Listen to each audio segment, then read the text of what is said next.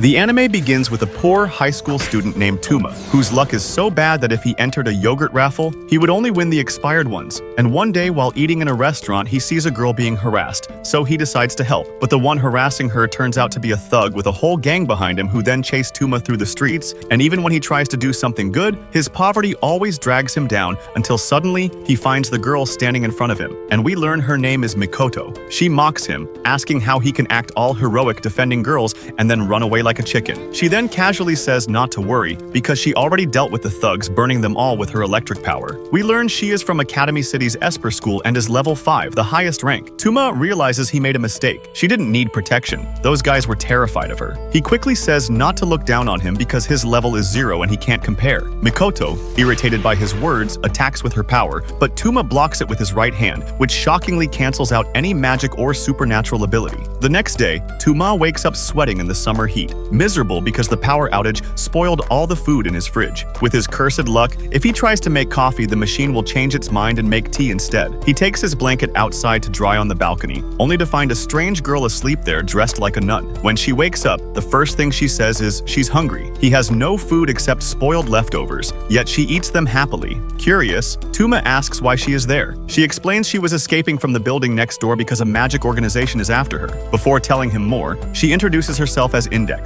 She says they are chasing her because inside her memory are 103,000 grimoires of forbidden magic. Tuma finds this hard to believe, and they argue until he accidentally tears her protective robe, the magical clothing that shields her. She quickly stitches it back and says she must leave before they reach her, running off while Tuma chases after her, dropping his phone which shatters. Index tells him his misfortune comes from his right hand and disappears. Later, Tuma goes to his remedial lessons because his school considers him dumb and weak, but throughout the class he keeps thinking about Index and her strange story. At the end of the day, he returns home only to be shocked by the sight of Index lying injured on the ground, bleeding heavily. Behind her stands a man who introduces himself as a magician. Tuma realizes she returned to his place to protect him. The magician, Steel, says they thought she still had her sacred clothing but it was torn. Tuma yells at him, asking how they can treat her like that. Steel calmly explains that all he wants is to retrieve the grimoires stored in her mind and nothing else. Her brain is like a massive library, and that's why he needs to take her. Tuma refuses to believe and confronts him. Steel then warns that a magician cannot reveal his true name without risking death and proceeds to summon flames to attack. However, he did not expect Tuma's right hand to nullify the magic, shocking him. Frustrated, Steel says if he cannot beat Tuma himself, he will summon the Fire King directly. The terrifying flame giant emerges and charges at him. Index regains consciousness and shouts to Tuma that the only way to defeat it is to destroy the runes carved all over the walls and floor that fuel its power. Steel sets more runes while Tuma bolts at lightning speed, chased by the Fire King. As he runs through the building, he notices the runes scattered everywhere. Using sheer luck and agility, he leaps out of the building in one piece, realizing the Fire King won't come closer and is bound by the runes. Panting, Tuma vows he must save the poor girl. He storms back into the building, boldly shouting to Steel that tonight it's either him or Tuma. He activates the fire alarm, flooding the building with water, hoping to ruin the rune papers. But Steel smirks and says the papers are written on special toilet sheets, too durable to be affected by water. Just before he can call the Fire King again, Tuma prepares himself for the desperate fight ahead. Tuma quickly realizes that Steel was right about the rune papers not being damaged by water, but he laughs and says the paper might survive, yet the ink won't. And the moment the ink begins to smear, the spell collapses. As soon as the ink dissolves, the giant flame disappears, and Tuma charges forward, striking Steel with his right hand, sending him crashing to the ground just as the firefighters arrive. Tuma rushes to Index, who is lying weak and dying. Her breath barely left, and she whispers that she is about to pass away. Tuma desperately says, "You mean to tell me you've memorized 103,000 grimoires but can't even save yourself?" She explains weakly that even if she knows the steps, he cannot help her because of the power of his right hand, which cancels everything. Tuma is filled with sorrow, but suddenly remembers his teacher Komoi,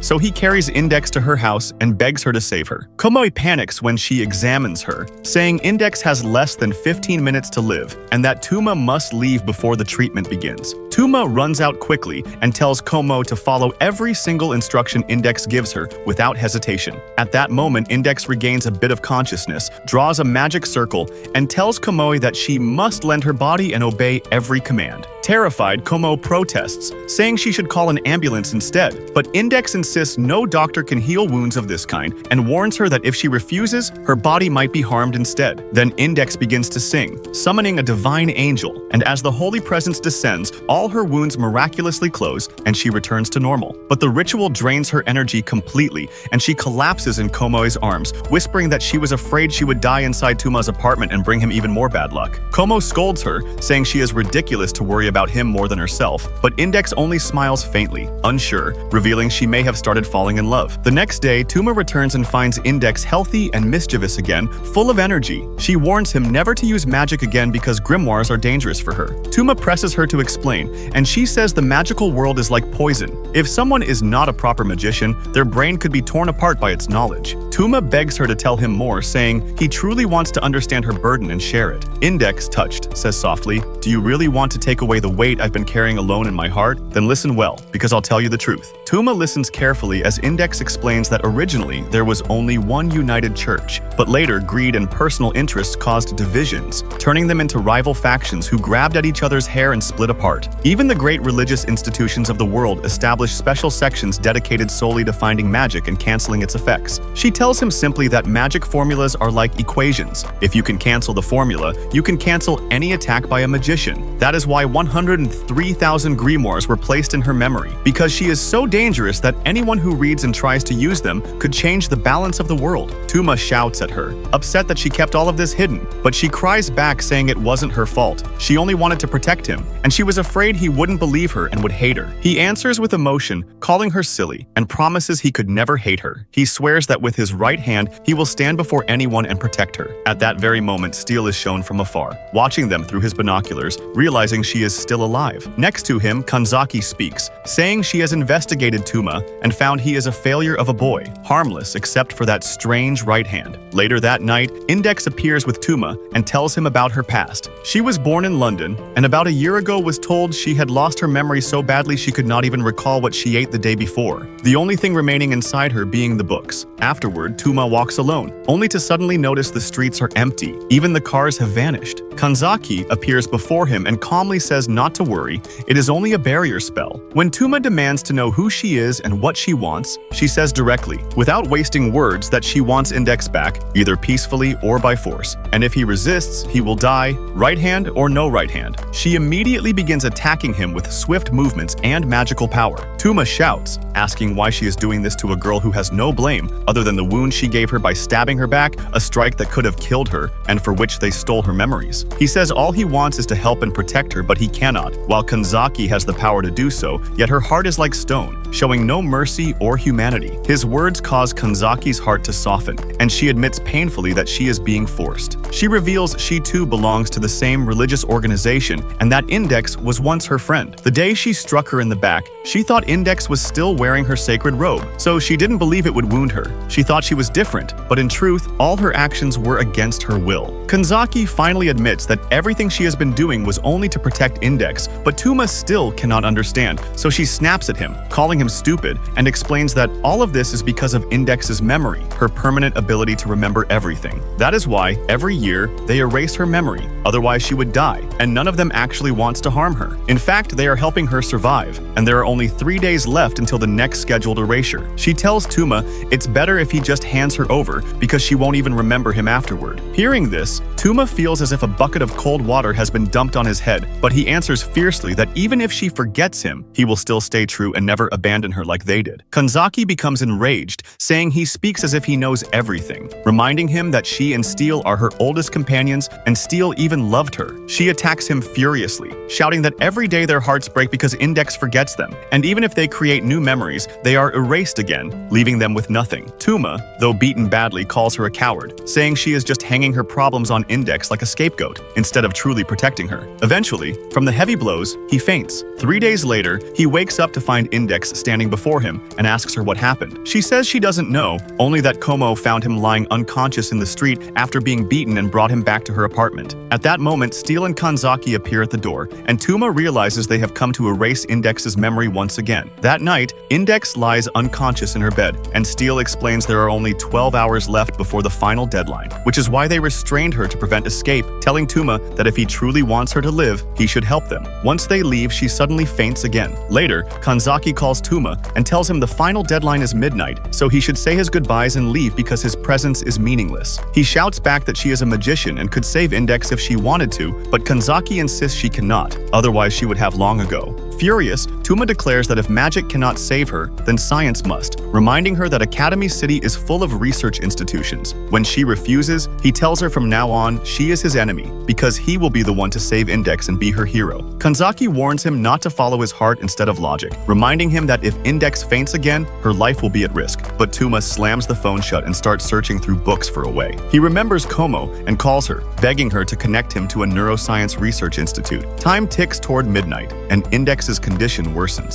Meanwhile, Style and Kanzaki prepare the ritual to erase her memory. Tuma realizes they are determined, but he insists there must be another way, even if it means putting her in a lab for research. He is terrified that she will forget him, but even more desperate to protect her at any cost. Steel grabs him and says sarcastically, "Look at her. Do you really think an angel like her could endure needles and medical experiments? That's why there is only one solution. If you touch her, maybe your right hand will erase its own power. And remember, we don't just erase her memory, we transfer her life." He begins drawing runes on the walls while Tuma cries in frustration, begging for the chance to say goodbye. Kanzaki steps in and convinces Steel to give him 10 minutes, reminding him that they themselves once spent a whole day crying by Index's side. They step out, leaving Tuma alone. The moment they leave, Index wakes up, sees the runes, and immediately realizes a magician is nearby. Tuma looks at her with sorrowful eyes and begs for her forgiveness, promising her that he will be her hero, the one who will defeat anyone who dares to hurt her. But in that instant, he suddenly remembers something. Tuma starts to doubt Kanzaki's words, feeling she is lying. So he desperately calls Como again.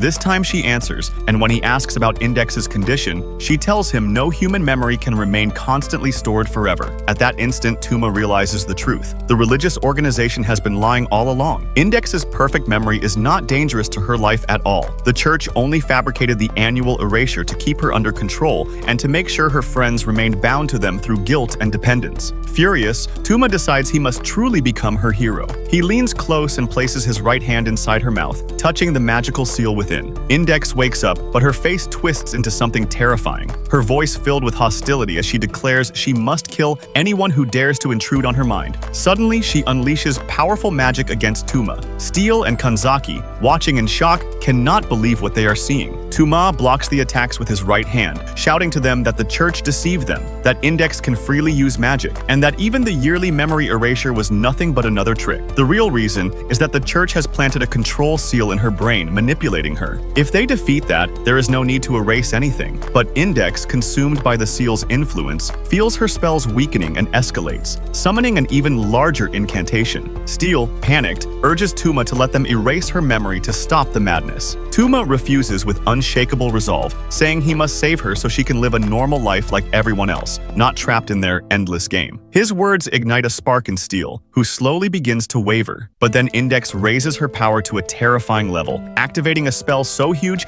it reaches the satellites in space. Kanzaki gasps, calling it the Dragon's Breath, explaining that even a single feather from it falling on Tuma means certain death. Steel steels himself, saying it is now his turn to save her, and clashes with Index's spell head-on. During the chaos, Tuma dashes forward, pushes through the illusions, and manages to grab her, breaking the spell with his right hand. But fate turns cruel. A single feather lands on him, knocking him unconscious. The next day, Tuma awakens in a hospital bed, broken and battered. Index sits by his side reading a letter from Steel, in which he thanks Tuma for saving her and admits they truly owe him. He writes that just because she remains with them doesn't mean they will abandon her. Soon they will take her back under their care. Index goes to check on Tuma, her heart aching when she realizes he does not recognize her. The doctor explains he has suffered memory damage and cannot recall details. Tears stream down her face as she tries to remind him of who she is, but he smiles gently, laughing, and says the frog-like doctor exaggerated. He had actually used his right hand against himself to cancel the illusions before they reached his brain. Index is furious, thinking he mocked her feelings and storms off, but the truth is revealed by the doctor. Tuma really did lose all his memories. He lied only because he did not want to hurt her or make her cry. 2 weeks later, Steel visits a secret watcher and reports about a girl known as Deep Blood, who has the power to kill vampires but is being imprisoned and exploited by a certain magician. Steel says the only one who can help in this situation is Tuma, because of his right hand that nullifies all magic. So if you liked this anime and want a part 2, let me know in the comments. I'll upload part 2 right away.